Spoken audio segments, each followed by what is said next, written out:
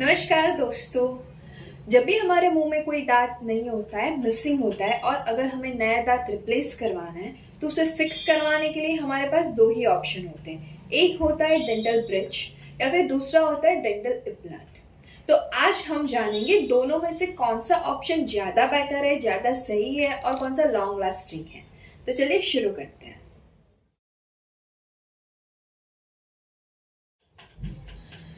तो आइए पहले हम बात करते हैं डेंटल ब्रिज के बारे में। डेंटल ब्रिज क्या है? जब भी हमारे मुंह में कोई दांत मिसिंग होता है और हमें उसे रिप्लेस करवाना होता है, फिक्स करवाना होता है, तब हम उसे डेंटल ब्रिज बना के रिप्लेस करवा सकते हैं। भी ब्रिज बनाने के लिए हमें मुंह में आजू बाजू के जो स्ट्रॉन्ग दांत होते हैं उसे एज अ पिलर यूज करना होता है। ब्रिज बनाने के लिए हम जो आजू बाजू के स्ट्रॉन्ग दांत होते हैं उसको शेप देते हैं और उसके सपोर्ट पे ब्रिज बनाने के लिए।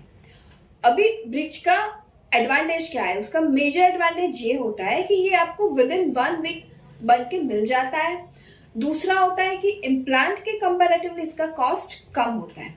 लेकिन इसका जो मेजर डिसएडवांटेज ये है कि ब्रिज बनाने के लिए हमें जो अगल बगल के जो हेल्दी दांत है उसको शेप देना पड़ता है, उसको घिसना पड़ता है और कई बार इन दांतों में पेन या सेंसिटिविटी अवॉइड करने के लिए हमें उसमें इंटेंशनल आरसीटी भी करनी पड़ती है।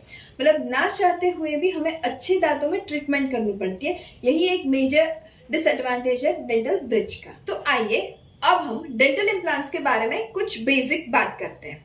डेंटल इम्प्लांट्स क्या होता है? जब भी हमारे मुंह में कोई दांत मिसिंग होता है और हमें उसे फिक्स करवाना है, रिप्लेस करवाना है और हमें डेंटल ब्रिज नहीं करवाना है तो हम उस डेंटल इम्प्लांट करवा सकते हैं। डेंटल इम्प्लांट करने के लिए आपका जो दांत नहीं है उस जगह पे हम एक टाइटेनियम का पोस्ट डाल देते हैं और उसके बाद उसे ऐसे ही 2-3 महीना छोड़ देते हैं और 2-3 महीने के बाद उसके ऊपर डेंटल कैप लगा देते हैं। 2-3 महीना ये जो पोस्ट है वो आपके मुंह के अंदर, जबड़े के अंदर रहता है और आपके जो बोन है उसके साथ अच्छे से इंटीग्रेट हो जाता है। आपकी बॉडी का ही ये पार्ट हो जाता है।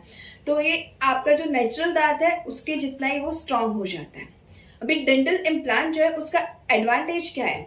इसका ये मेजर एडवांटेज ये है कि इम्प्लांट की वजह से जो आपके अगल बगल के जो दांत है उसे हमें कुछ टच नहीं करना पड़ता है, उसमें कोई ट्रीटमेंट नहीं करनी पड़ती। दूसरा, इम्प्लांट की वजह से जो आपकी जॉ की जो हड्डी होती है वो पिघलने के चांसेस कम हो जाते हैं।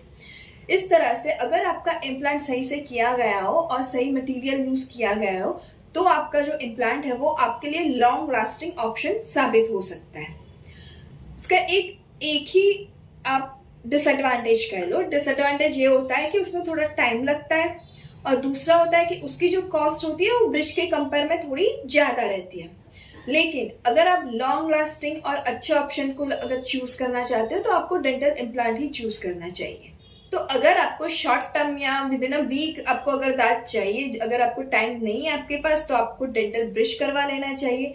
लेकिन अगर आप आपके नेचुरल दांत को ऐसे ही प्रिजर्व करना चाहते हो और आपको लॉन्ग लास्टिंग एक ऑप्शन चाहिए तो आप डेंटल इम्प्लांट करवा सकते हो। अगर आपको इस वीडियो में कोई भी डाउट हो, कोई भी क्वेश्चन हो तो आप नीचे कमेंट करके जरूर बताइएगा। धन्यवाद।